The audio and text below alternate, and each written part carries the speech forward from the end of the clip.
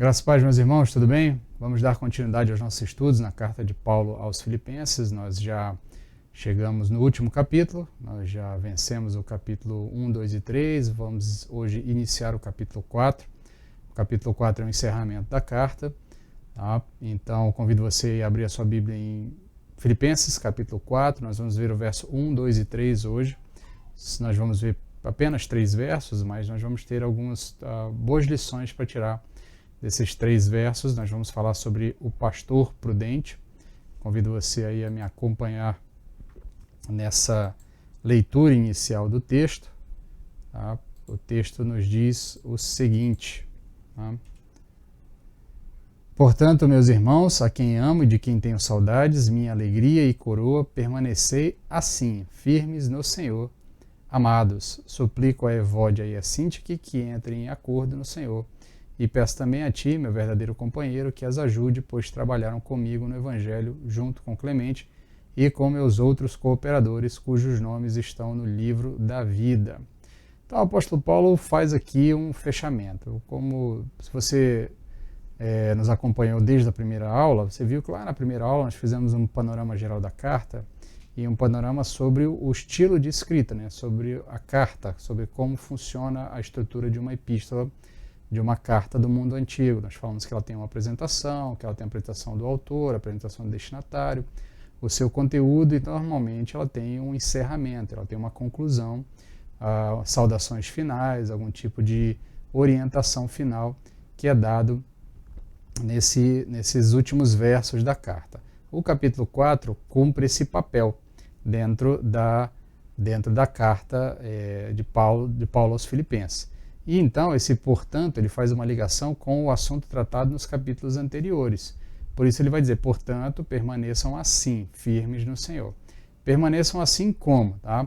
Permaneçam firmes e inabaláveis ante a hostilidade pagã, que foi o tema que ele tratou lá nos primeiros versos, sobre a situação de adversidade que a igreja passa, pela perseguição, as pessoas que se opõem à igreja, se opõem ao Senhor, se opõem ao Evangelho. Então, os cristãos de Filipos deveriam permanecer assim, firmes no Senhor ante a hostilidade pagã.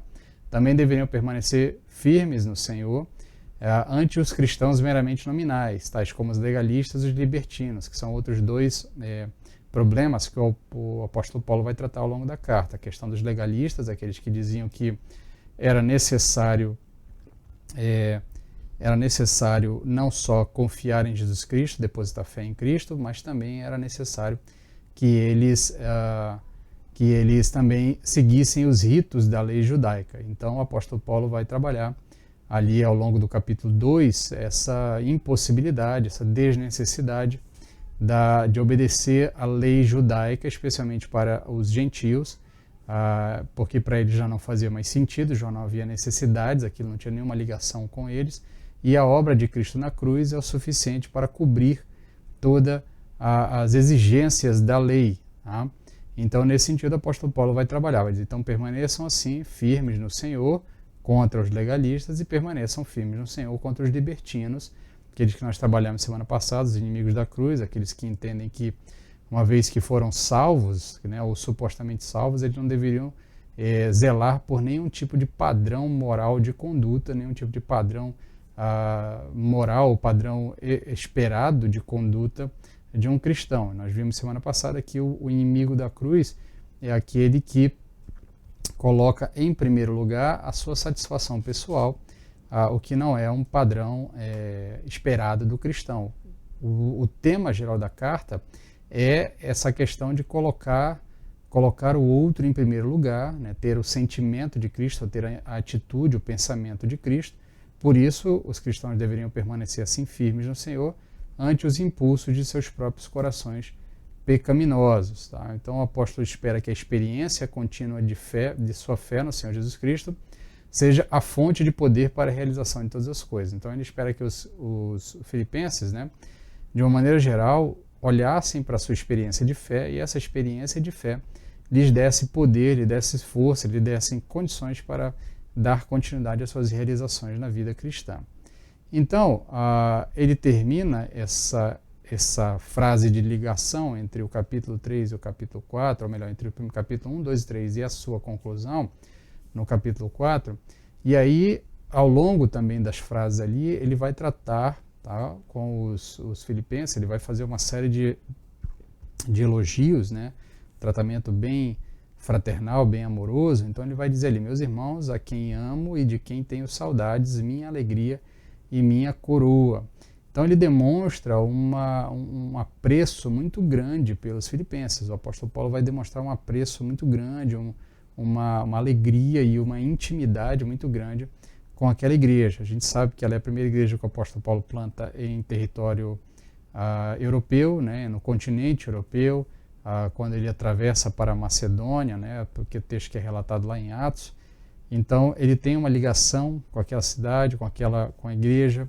É uma igreja que tem o apoiado sempre, a gente viu isso lá nas primeiras aulas, que é uma igreja que o tem sustentado constantemente, financeiramente inclusive, tem permitido a ele continuar as suas obras missionárias, embora nesse momento ele estivesse preso, né? Ele escreve essa carta da prisão, mas é uma igreja que também o assiste, inclusive na prisão, mandando a ele suprimentos.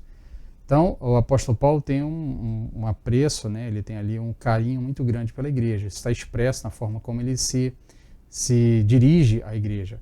Então, note bem, ele diz assim: meus irmãos, assim como no capítulo 3, verso 1, ele novamente fala meus irmãos. Então, mostra aqui uma relação mesmo de paridade. O apóstolo Paulo não se sente superior aos filipenses, ele se sente igual, são meus irmãos, é uma ideia de fraternidade muito forte, a quem ele ama de forma abnegada, consciente, com a mesma intenção de Cristo. Então, por isso ele vai dizer: meus irmãos, a quem eu amo e de quem eu tenho saudades. A ideia de que ele, de fato, tem um apreço muito grande por aquela igreja. Tá? Ele também vai encerrar dizendo que eles são a sua coroa, ou diadema festivo. Tá? A ideia aqui é do competidor, perdão, faltou um R ali, a imagem do competidor vitorioso. Tá? Não sei se você já prestou atenção, né? Normalmente nas Olimpíadas, os vencedores das provas, eles recebem, além das suas medalhas, né? Medalha de ouro, de prata e de bronze, eles também recebem uma coroa, né? Uma coroa de louros. No mundo antigo, né? no mundo greco-romano antigo, especialmente no mundo grego antigo, quando você tinha as Olimpíadas, as disputas, né? Dos esportes olímpicos, o que era dado de fato ao vitorioso era uma coroa de louros, né? Uma coroa festiva. A ideia do apóstolo Paulo aqui é trazer essa imagem, tá? Dizer que a igreja de Filipenses é a sua coroa, ela é a sua coroa festiva, ela é o resultado do seu esforço. Tá? Por isso ele vai dizer, né, que ela é a sua coroa, ela é o complemento da sua obra, embora em certo sentido isso já fosse uma realidade, tá? Porém ele aqui está falando muito mais da ideia da volta de Cristo. Ele já falou em outro momento na carta sobre essa ideia de entregar essa igreja a Cristo, e entregar essa igreja a Cristo de maneira pura, uma igreja de fato agradável ao Senhor, e que lhe dê a condição de olhar para esse trabalho e não se sentir frustrado. Tá? Ele já falou isso lá no capítulo 2 sobre esse assunto. Então, a ideia aqui é de que ele está pensando na volta de Cristo, então ele pensa que por ocasião da vinda do Senhor, quando for manifesto a todos que estes são o fruto dos labores missionários de Paulo, ao se concretizar que ele não trabalhou e nem correu inutilmente. Isso é uma expressão que ele usa lá no capítulo 2, verso 16. Por isso, então, ele olha para a igreja e diz: olha, vocês são a igreja que eu amo, vocês são a coroa, vocês são minha coroa, vocês são o meu prêmio, aquilo que eu vou apresentar diante de Deus, dizendo: olha, o trabalho que eu fiz não foi em vão, está aqui uma igreja que te agrada, uma igreja que te serve de maneira que seja de fato agradável ao Senhor. Então, a ideia da expressão que o apóstolo Paulo usa é essa: dizer, olha, quando Cristo voltar, eu vou apresentar vocês diante deles e eu verei vocês sendo recebidos por Cristo, e ao ver vocês sendo recebidos por Cristo, eu estarei satisfeito, porque eu verei que o meu trabalho não foi inútil, que a minha corrida não foi inútil. Pessoas de fato se converteram. Dando prosseguimento ainda no capítulo, no versos 2 e 3, ele agora vai tratar de um assunto, uma discussão, uma dificuldade que estava acontecendo dentro da igreja. Ele vai falar ali sobre duas senhoras que estavam em algum tipo de disputa, Evódia e Sintique. Pouco se sabe sobre essas duas senhoras, elas são citadas aqui. Nós temos algumas outras informações sobre elas ao longo do texto bíblico, mas é muito pouca coisa, não dá para você saber exatamente o que estava acontecendo. O apóstolo Paulo não entra em detalhes, em outras cartas não há detalhes sobre isso. Nos escritos dos pais da igreja também não tem grandes informações sobre isso. Então, o que de fato nós podemos saber sobre essas duas personagens é o seguinte, o que nós podemos saber com segurança é, primeiro, quando essa carta foi escrita, elas eram e tinham sido por algum tempo membros da igreja de Filipos. Então, você sabe que elas eram membros da igreja de Filipe, ou pelo menos tinham sido membros daquela igreja por algum tempo. A gente sabe que quando a igreja foi fundada, tá, ou na última visita de Paulo, ou na última visita de Paulo a Filipos, elas eram colaboradoras do apóstolo e, como tais, cooperavam harmoniosa e entusiasticamente com Paulo e cada um de seus companheiros. Ele vai falar mais sobre isso mais para frente, no verso 3 especialmente. Então, o que nós sabemos é que, em algum momento que o apóstolo Paulo esteve naquela igreja, ele esteve em contato com aquelas duas irmãs, ele trabalhou com essas duas irmãs, as duas irmãs trabalharam juntas com o apóstolo Paulo para o engrandecimento do evangelho, para o alargamento do evangelho, para o crescimento da igreja. Então, isso é o que de fato nós podemos saber sobre essa informação que nós tiramos do texto. Tá? Lembre-se aqui, um pequeno parêntese, que as regras de hermenêutica bíblica, tá, nos dizem que nós precisamos de informações do texto para interpretar o texto. Então, o que o texto nos diz, tá, o texto bíblico, o contexto imediato e o contexto mediado, tá, o contexto próximo e o contexto distante do que nós estamos lendo, nos diz apenas isso, tá, que elas foram membros daquela igreja por algum tempo, ou em algum momento, ou ainda eram membros daquela igreja. Em algum momento elas trabalharam com o apóstolo Paulo, tá, as duas trabalharam juntas com o apóstolo Paulo, tá, e por fim, um desentendimento importante surgiu entre elas, o que provocou a demonstração apostólica. Então, algum desentendimento ocorreu entre elas, um desentendimento que não foi uma mera discussão, alguma coisa simplória, provavelmente alguma coisa muito crítica, uma coisa muito importante, tanto é que o apóstolo precisa da prisão, aproveitar a carta que está escrevendo para dar orientações às duas irmãs e suplicar às duas irmãs que retornem a uma harmonia, que retornem a uma união, como ele vai falar mais para frente. O resto, tá?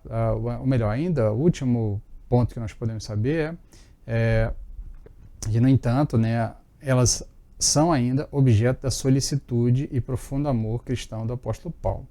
Eram cristãs. Aqui é interessante, porque às vezes as pessoas gostam de... A gente vai ver nos próximos pontos do slide, nós vamos ver que algumas interpretações equivocadas sobre as duas trazem algumas percepções erradas. Entre elas é que talvez uma delas tivesse abandonado a fé ou que não fossem cristãs. O fato é que o que o texto nos diz, o texto nos dá a informação de que elas eram sim cristãs, elas eram objeto da preocupação do apóstolo Paulo, porque elas não só eram membros da igreja, mas eram pessoas que o apóstolo Paulo trabalhou junto, o apóstolo Paulo conhecia a história de cada uma delas. Tá? Abaixo aqui a gente apresenta pontos de vista que não passam de mera especulação e até fantasia. Tá? A ideia de que uma delas era Lídia, tá? Lembre-se que Lídia está ali entre o grupo inicial da igreja de Filipos. As primeiras pessoas que o apóstolo Paulo evangelizam ali em Filipos, a Lídia está nesse grupo, né? É citado ela ali. Então existe ali a possibilidade que talvez Evódia ou Cíntia, que fosse outro nome de Lídia. Não faz sentido, não há nenhum tipo de informação no texto bíblico que nos dê embasamento para tanto. Os dois nomes representam as seções judaicas e gentílicas da igreja de Filipe. A ideia de que Evódia e Cíntica, porque são nomes que remetem a uma cultura judaica e outro remete a uma cultura gentílica, então fosse uma representação desses dois grupos, e o apóstolo Paulo estivesse aqui falando com dois grupos de pessoas, os judeus e os gentios, que eles deveriam caminhar em conjunto. Não faz o menor sentido também, porque o apóstolo Paulo, ao longo da carta, ele não usa esse tipo de metáfora para falar dos grupos, tanto de judeus quanto de gentios da igreja. Ao que tudo indica, eram duas senhoras mesmo, eram duas pessoas, tá? Não eram personas que o apóstolo Paulo inventou ali para tratar de uma maneira mais poética a situação. E por fim, as duas são o carcereiro filipense e sua esposa. Tá? Também não há a menor ideia aqui de que, a menor possibilidade de que as duas fossem o carcereiro e a sua esposa. Isso não faz o menor sentido. Algumas tentativas de explicar quem eram essas duas personagens caminham também por essa ideia aqui do carcereiro e da sua esposa. Tá? Feito esse panorama sobre as duas personagens, nós vamos agora ao tratamento do problema delas, tá? Que é o ponto primordial, aqui, ou melhor, o ponto crucial desses 3 versos que nós estamos estudando. Aqui é que entra em ação o pastor prudente. Tá? Paulo, como um bom pastor, suplica às irmãs que voltem à harmoniosa disposição de ânimo, a fim de que possam outra vez trabalhar juntas em equipe. Perceba que as expressões que ele usa, ele diz suplico, rogo, dependendo da sua versão, vai estar ou suplico ou vai estar rogo. Tá? Então você vê aqui o Paulo, como um bom pastor, ele suplica, ele roga a essas irmãs que voltem a uma harmoniosa disposição de ânimo. A ideia de que, olha, eu sei que vocês se desentenderam, eu sei que existe um problema entre as duas irmãs, mas é necessário que as duas irmãs busquem a harmonia, tenham disposição para buscar essa harmonia, se disponham a buscar essa harmonia, tá? Para que vocês possam trabalhar juntas mais uma vez. O pastor então suplica que as irmãs em conflito busquem a união no Senhor. Tá? O texto, né, que o apóstolo Paulo diz, ele diz, olha, eu peço que vocês busquem essa união no Senhor, que elas entrem em acordo no Senhor. Preste atenção aqui que o apóstolo Paulo, ele não tenta mediar a situação única e exclusivamente por técnicas e por uma mentalidade humana. Ele considera que Jesus Cristo está intimamente ligado com a igreja e ele é o laço de união da igreja. Então ele chama a atenção das duas irmãs, olha, eu entendo que vocês duas tenham se desentendido, tá? O apóstolo Paulo não minimiza o problema, tá? Você não vê em nenhum momento ele diz assim, esqueçam isso, é bobagem, tal. Ele não minimiza o problema. O que ele faz é, olha, prestem atenção, busquem entrar em acordo no Senhor, porque o Senhor é o elo que nos une, o amor de Cristo é que nos une. Logo, se nós buscarmos união no Senhor, a proposta dele é essa, nós encontraremos um laço, uma união. Em Cristo, até aqueles que se desentendem conseguem se entender. Essa é a proposta dele, por isso ele suplica. E por isso ele deseja também, ele suplica que elas tenham disposição para isso, porque se elas não tiverem disposição para isso, dificilmente haverá harmonia entre elas. Então a ideia é que elas encontrem um ponto de concordância no Senhor, que tenham a mesma atitude de Cristo, que ele vai falar no verso 5 a 11 do capítulo 2. O apóstolo enfatiza aqui a ideia de unidade militante no mundo de descrença e hostilidade. A preocupação do apóstolo Paulo é o mundo vai se opor à igreja. Se a igreja continuar, por qualquer motivo, se fragmentando, tá? Se dividindo, não desejando mais trabalhar junto, o corpo perde como um todo.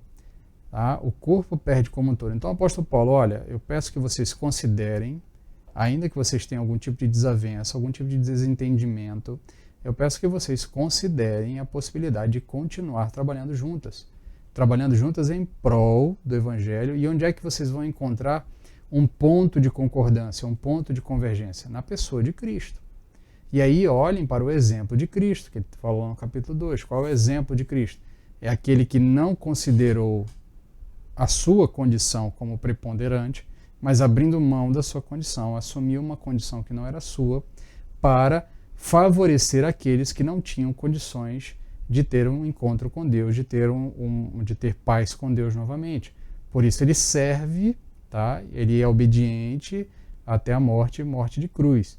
Então o apóstolo Paulo chama a atenção das irmãs aqui para que elas olhem para esse exemplo de Cristo, que elas entrem em acordo no Senhor, que elas lembrem-se que Jesus Cristo é o elo que as une, e lembrando que Jesus Cristo é o elo que as une, aquilo ali é superior aos seus desentendimentos, e a obra de Cristo é mais importante do que os desentendimentos entre as duas. E aí a intenção do apóstolo é que Evódia e Sintique possam refletir sobre o fato de que seu Senhor tem sido e ainda é muito gracioso para com elas, e que sua pública e atual desarmonia não corrobora a sua causa. Então a ideia aqui, que o apóstolo Paulo chama a atenção das duas irmãs, para que elas prestem atenção a essa situação. Fala, olha, minhas irmãs, prestem atenção, busquem uma união no Senhor, ainda que vocês tenham dificuldade de trabalhar juntas, dificuldade de se relacionar. O fato é que essa desunião de vocês atrapalha a causa de Cristo, e a causa de Cristo é mais importante do que o bem-estar de vocês em relação às suas desavenças pessoais. O texto não nos diz o que é a desavença entre as duas, muito provavelmente uma desavença de natureza pessoal. Não tem nada a ver com doutrinário, não tem nada a ver com uma desavença doutrinária, algum desentendimento em relação à causa de Cristo, tá? Porque se fosse alguma coisa relacionada à causa de Cristo, que uma das duas tivesse optado por um caminho herético, um caminho fora da doutrina que o apóstolo Paulo havia ensinado, fora do evangelho que o apóstolo Paulo havia ensinado, muito provavelmente o apóstolo Paulo tocaria nesse assunto. Mas aqui é muito provável que tenha havido um desentendimento entre as duas por questões de natureza pessoal. A gente não sabe exatamente o que é. Talvez uma tenha dito uma coisa que a outra não gostou, tenha se comportado de um jeito que a outra não gostou, tenha, sei lá, intentado fazer uma determinada coisa de um jeito que ofendeu a outra. A gente não sabe. Isso aqui são só especulações. Mas o fato é que essa desavença é de natureza pessoal. É uma desavença de uma irmã com a outra irmã. E o problema é que essa desavença entre as duas estava atrapalhando o caminhar da obra de Cristo. Logo, o apóstolo Paulo diz, olha, por favor, eu rogo às duas irmãs que olhem para Cristo nessa hora. Lembre-se que Cristo tem sido gracioso com vocês e foi muito gracioso com vocês ao deixar a sua glória, ao abrir mão da sua condição de filho do Pai, abrir mão da sua condição de Deus, tomar a forma de homem, assumir para si um peso e uma obrigação que não era sua, assumir para si uma punição que não era da qual ele não era merecedor, isso por amor a vocês duas, tá? Por amor a vocês duas. Então, encontrem em Cristo esse ponto de concordância, encontrem em Cristo esse ponto de harmonia. Ainda que vocês tenham alguma desavença sobre algum ponto, olha, essa nossa desavença, ela não é maior do que a graça que Cristo derramou sobre mim e sobre você. Logo, nós temos condições de trabalhar juntas em prol da obra de Cristo. Então, o resultado dessa piedosa reflexão será que no Senhor, orando juntas e confiando nele com determinação, voltarão a pensar concordemente. Tá? Então, a ideia aqui é sempre no Senhor. Tá? Técnicas de solução de conflitos humanos, elas podem surtir algum efeito temporário na igreja, mas elas não surtirão efeito a ponto de nos fazer conseguir ultrapassar todas as barreiras. Mas no Senhor, tá? Em oração, confiando em Cristo, que é de fato esse laço que nos une, esse amor que nos une, nós poderemos superar qualquer tipo de desentendimento, de desavença entre cristãos na igreja. Por isso o apóstolo Paulo é insistente em relação a isso. Tá? No Senhor, encontrem esse ponto de acordo, que entrem em acordo no Senhor. Tá? Dando continuidade, o apóstolo Paulo vai ainda agora chamar um outro membro da igreja. Ele vai evocar agora um homem que provavelmente um texto, aqui tem um jogo de palavras, a gente não sabe exatamente se Síssigos é uma pessoa ou se Síssigos é apenas um codinome, porque A palavra sísigos, em algumas traduções você vai encontrar ela, em outras não. Na tradução que nós lemos não está, não há essa menção. Outras têm ali um asteriscozinho, uma nota de rodapé falando sobre isso. Mas ele está falando com alguém, ele está chamando para essa discussão alguém que fazia parte ali do grupo de liderança da igreja. Então, provavelmente era um líder da igreja local, até porque sísigo significa companheiro de jugo. Então foi alguém que trabalhou com o apóstolo Paulo, provavelmente ali na plantação da igreja, alguém que esteve junto com ele ali no momento da organização, ou em algum outro momento que o apóstolo Paulo passou por Filipos. Então ele chama para esse irmão e diz assim, olha, eu apelo a você também, meu irmão, que você entre nessa situação aí e fale com essas duas irmãs e não deixe que essa coisa se espalhe entre vocês, que ela ganhe, que essas raízes se aprofundem, que ela se resolva entre vocês duas. Então, retomando a tratativa com as mulheres em desentendimento, Paulo insiste na harmonia entre as irmãs, porquanto trabalharam comigo no Evangelho. Preste atenção aqui, o apóstolo Paulo ele chama a atenção das duas irmãs, ele chama a atenção para que elas precisam entrar em acordo no Senhor, ele pede para que a liderança local tome parte na situação, né? Não tome partido da situação, mas tome parte, se envolva, não olhe de maneira, não faça vistas grossas a um desentendimento que está de fato existindo dentro da igreja. Tá? Então ele chama a atenção para a liderança, aqui representada por esse companheiro de jugo, a quem ele não dá o nome, e aí ele volta a falar das duas, e é interessante que ele diz que as duas trabalharam com ele no Evangelho. Então, o apóstolo Paulo podia muito bem aqui dizer assim, olha, essas duas irmãs estão atrapalhando o andamento da igreja, deixa isso de lado, larga para a mão dessas mulheres, elas estão só atrapalhando. Mas não, ele conhece o histórico de trabalho das duas, ele conviveu com as duas, ele sabe do testemunho de vida das duas, por isso ele apela, olha, tragam essas irmãs, levem elas de uma maneira, trabalhem com elas de maneira que elas consigam entrar em acordo. Irmãs, lembre-se de Cristo, procurem entrar em acordo uma com a outra em Cristo Jesus, superem as desavenças de vocês em Cristo Jesus, porque Paulo ele valoriza o trabalho de todos que labutam pelo Evangelho e ele não considera perder nenhuma das duas. Então, para o apóstolo Paulo, não é uma coisa assim tipo, deixa para lá, não querem mesmo, então o problema é delas. Não, ele insiste, por quê? Porque ele conhece as duas, ele valoriza o trabalho das duas, ele sabe o que as duas viveram, ele conhece o testemunho delas e exatamente por isso ele não abre mão de nenhuma delas. E aqui é um ponto interessante. Nós vamos seguir para as aplicações agora, mas aqui é um ponto interessante, antes de seguirmos para as aplicações, porque você tem aqui, primeiro, a necessidade de harmonia, tá? Para que o trabalho flua. Tá? Segundo, a igreja, a liderança, não pode ignorar as desavenças que há dentro do corpo. Ainda que a liderança não possa ignorar as desavenças, aqueles que estão em desavença precisam procurar entrar em acordo, ter disposição para entrar em acordo. E por último, o apóstolo Paulo não desvaloriza ninguém. Ele sabe do potencial das duas e do valor das duas, e as duas precisam ser recuperadas.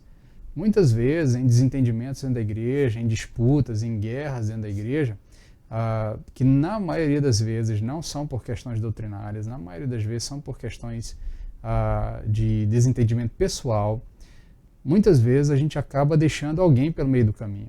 Tá? Alguém vai ficando pelo meio do caminho porque a gente não busca exatamente esse tipo de comportamento do pastor prudente, do apóstolo Paulo aqui. A ideia de que, ainda que haja desavença, procurem encontrar no Senhor. O Senhor é um elo entre vocês, é um ponto comum entre vocês. Então olhem para a atitude de Cristo, busquem ter a mesma atitude de Cristo e superem essa situação. Liderança da igreja, não ignore essa situação.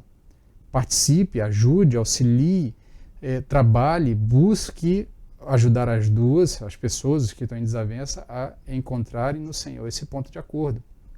E por fim, no final da situação, todo mundo tem que ser resgatado. Você não pode abandonar ninguém pelo meio do caminho. O apóstolo Paulo, ainda que não não tivesse vivido nos nossos dias, né, não tenha vivido nos nossos dias, ele coloca em prática aquela expressão típica de militar, né, ninguém fica para trás, né? Então a ideia do apóstolo Paulo é essa, ó, ninguém fica para trás, tá? Nós não abandonamos ninguém pelo meio do caminho. Evódia e Sinti que são importantes, não é Evódia que é mais importante, ou Sinti que é mais importante, ou ainda Evódia é dispensável, ou Sinti que é dispensável. Não, o apóstolo Paulo deseja que as duas sejam recuperadas, de maneira que as duas voltem a trabalhar, porque ele sabe, elas trabalharam com ele no Evangelho, ele conhece elas. Ele sabe do potencial de cada uma, ele sabe, inclusive, do amor que cada uma delas tem pela obra de Cristo e pelo Evangelho. Por isso, as duas precisavam voltar a ter harmonia para que a igreja continuasse seu trabalho. Essa desarmonia pública não ajuda, tá, no caminhar da igreja. Isso é importante. O texto bíblico, especialmente em Coríntios, vai dizer que a igreja deveria tratar seus assuntos internamente, de maneira que o mundo não precisasse ficar sabendo das desavenças internas. Inclusive, ele vai falar lá em 1 Coríntios sobre a questão, inclusive, de julgamentos internos. Isso é um ponto interessante para um estudo mais aprofundado, quando nós nos debruçarmos sobre a carta de Paulo aos Coríntios. Mas o fato é que a preocupação do apóstolo Paulo é que o desentendimento interno não sirva de pedra de tropeço para as pessoas de fora da igreja, para as pessoas que ainda não tiveram um encontro genuíno com Cristo. E muitas vezes nós temos dado um mau testemunho por conta das nossas picuinhas internas, nós não temos capacidade, nem muitas vezes maturidade para resolvê-las, e por isso igrejas se dissolvem, igrejas racham, né, acabam tendo desentendimentos, de maneira que o evangelho vai sendo esvaziado, vai perdendo o seu poder de impacto na vida das pessoas, porque o nosso comportamento como igreja é contrário a uma mensagem que nós pregamos.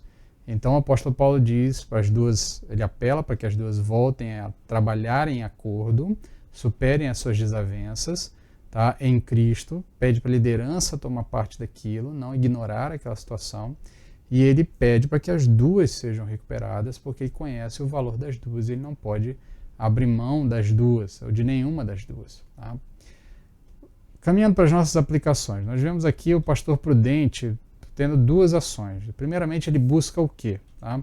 Ele busca que a igreja internalize os ensinos. Tá? Então ele começa lá, fala assim, portanto, permaneçam firmes no Senhor. Então ele tenta buscar tudo o que ele falou ao longo da carta, tá? Então que esses ensinos não fiquem apenas na teoria, mas que se mostrem na prática, tá? Mas que se mostre na prática tudo aquilo que ele havia falado, tudo aquilo que ele havia ensinado à igreja, que a igreja de fato praticasse aquilo. A ideia dele a preocupação maior do apóstolo Paulo é que na volta de Cristo, aquela igreja possa ser apresentada diante de Cristo de uma maneira agradável ao Senhor, de uma maneira que o Senhor olhe para aquela igreja e possa dizer para ela, vinde benditos do meu Pai, tá? E não afastem-se de mim porque eu não vos conheço. Então a preocupação do apóstolo Paulo é essa, olha, eu estou falando para vocês, estou ensinando para vocês, estou admoestando vocês, mas pratiquem isso, coloquem isso na prática, isso é uma realidade na vida de vocês, isso precisa ser uma realidade na vida de vocês, isso não pode ser apenas uma coisa de cabeça.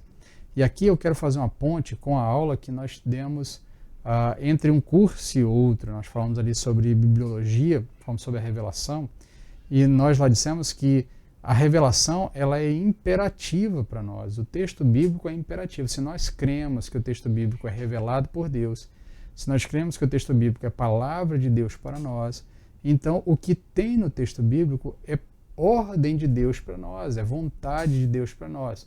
Então, quando o apóstolo Paulo trata ao longo de toda a carta sobre os temas que nós abordamos em todas as nossas aulas, ele não está ali dando sugestões de comportamento, ele está dizendo, isso é a forma que agrada a Deus, então vivam assim. Vivam assim para quê? Para que quando Cristo voltar, vocês possam se apresentar diante de Cristo de maneira que seja agradável ao Senhor. para que o Senhor olhe para vocês e diga: vinde benditos do meu Pai. E para que eu, como apóstolo, como pastor dessa igreja, ou como líder dessa igreja, como plantador dessa igreja, possa olhar para isso tudo e dizer assim: olha, meu trabalho não foi em vão. Eu não fiquei aqui enxugando gelo. Eu, de fato, trabalhei com pessoas que realmente internalizaram a mensagem do Evangelho. Tá? Não que isso vá fazer alguma diferença para o apóstolo Paulo, no sentido de que ele vai ter uma maior ou menor aprovação da parte de Deus. O trabalho dele no Senhor não é em vão. Mas o trabalho de muitos pastores e de muitos pregadores e de muitos missionários, às vezes é em vão porque a membresia da igreja simplesmente não quer praticar aquilo que o texto bíblico está ordenando. Então, nesse sentido, para um pastor é frustrante olhar para a sua comunidade e ver que a comunidade simplesmente não responde. Ela prefere permanecer em desobediência. E é isso que o apóstolo Paulo está chamando a atenção aqui. Ele é um pastor prudente, por isso ele admoesta a sua igreja: olha, pratiquem, internalizem os ensinos, coloquem isso na vida de vocês, porque isso é bom para vocês.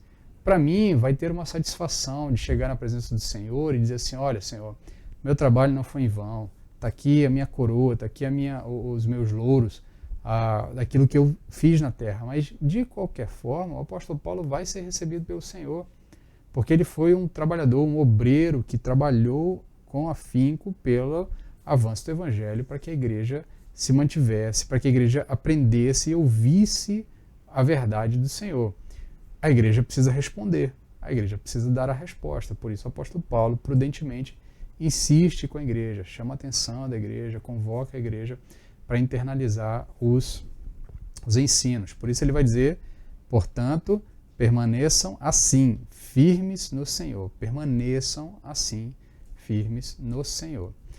Em segundo lugar, o pastor prudente busca a harmonia entre os irmãos. O pastor prudente entende que uma igreja que não trabalha em harmonia dificilmente vai conseguir fazer alguma coisa por muito tempo. Ela vai estar sempre enfrentando dificuldades. Então ele busca a harmonia entre os irmãos.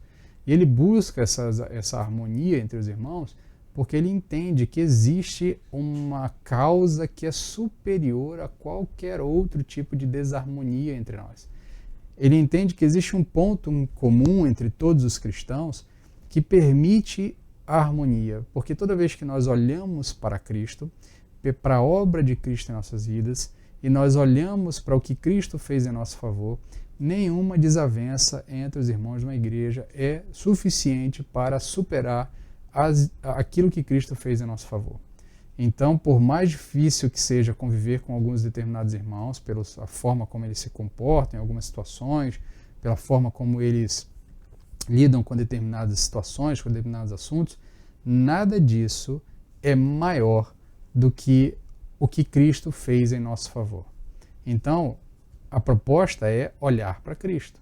Então, se o irmão, de repente, falou uma coisa que eu não gostei, que me chateou, que me ofendeu, eu perdoo. Por que eu perdoo? Porque a obra de Cristo é maior do que isso. A obra de Cristo é superior a esses desentendimentos. Então eu preciso procurar a harmonia.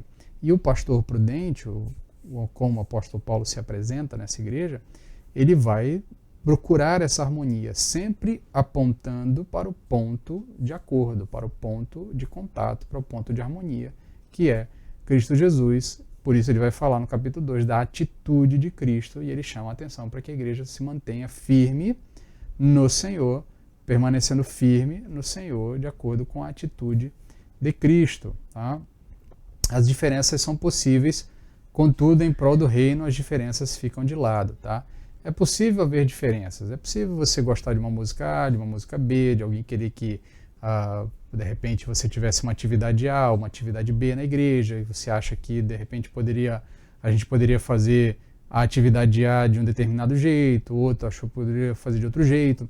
É possível ter diferenças, mas em prol do reino, a gente abre mão das diferenças. Ainda que não seja do jeito que eu queira, mas se outro jeito vai engrandecer o reino também, eu abro mão. Não tem necessidade de ter essa disputa por poder, essa disputa por proeminência, porque foi do meu jeito, porque o meu jeito é melhor. Não funciona assim dentro do reino. Tá? Jesus Cristo, quando fala com seus discípulos, em um determinado momento, os discípulos estão lá discutindo entre eles quem que vai ser o mais importante, tal, quem que vai assentar do lado direito de Cristo, quem que vai receber mais valorização, né, de Cristo no reino vindouro, né? Jesus Cristo olha para eles e diz assim, olha, entre os de fora é assim, as pessoas disputam poder, querem saber quem é mais importante. Aí ele olha para os discípulos e diz assim, mas entre vocês não será assim. Aquele que quiser ser mais beneficiado, que sirva os outros. Aquele que quiser ser o primeiro, que seja o último. E aí ele vai falar do exemplo dele, do próprio Cristo, que abriu mão de tudo em favor daqueles a quem ele veio resgatar. Então, nesse sentido, em prol do reino, a gente deixa as diferenças de lado. Não vale a pena me desentender com meu irmão por questões pequenas. Eu fico vendo, muitas vezes, histórias das nossas igrejas por conta de coisas simplórias, coisas simples, ou a cor da toalha da mesa da ceia, a cor das cortinas, o tipo de música que vai se cantar ou que não vai se cantar, os instrumentos que vão ter ou que não vão ter dentro da igreja. Essas coisas geram brigas internas na igreja que acabam com a harmonia da igreja e impede que a igreja, inclusive, continue crescendo, continue fazendo o seu trabalho, porque, obviamente, um exército em desarmonia não consegue trabalhar. Então, as diferenças são possíveis. Tá? É possível, a gente não precisa pensar exatamente igual. Tá? Nós precisamos permanecer firmes no Senhor. Tá? Uma igreja não é uniforme, mas ela busca unidade. A ideia que eu queria trazer é isso.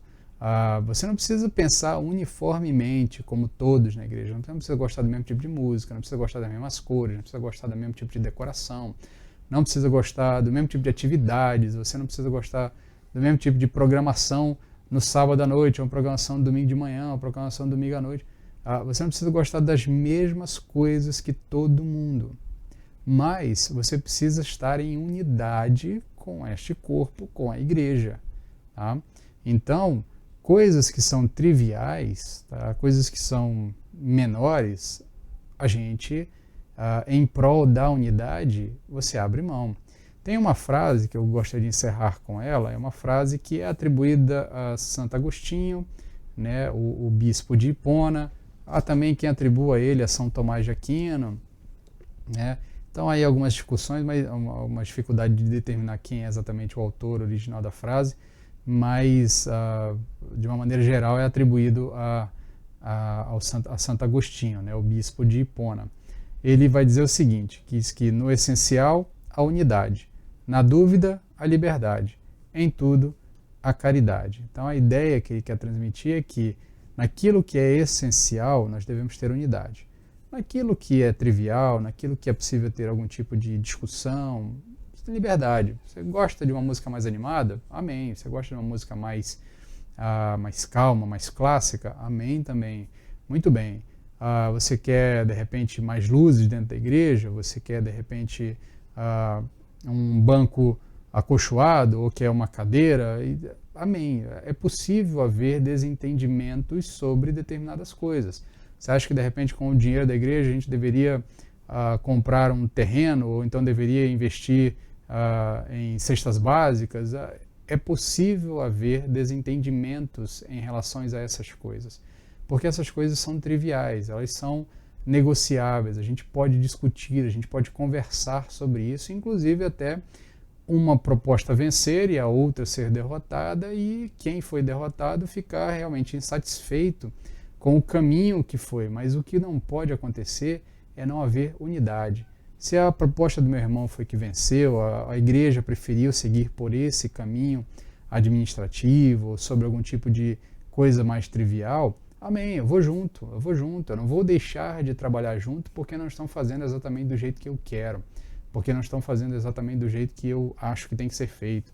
Por isso a frase diz que no essencial, unidade, na dúvida, a liberdade, mas em tudo nós temos que ter caridade. Aqui caridade é a ideia do amor fraternal, do amor que une uns aos outros, do amor que Cristo demonstrou por nós ao descer do céu, ao sair da sua glória, ao abrir mão da sua glória, se tornar um de nós, assumir uma culpa que não era sua e padecer na cruz, padecer um juízo que não era merecedor, por amor a mim e por amor a você. Então esse é o que nos une, essa caridade, esse amor nos une a ponto de nós ignorarmos as nossas pequenas diferenças em prol do avançar do reino, certo?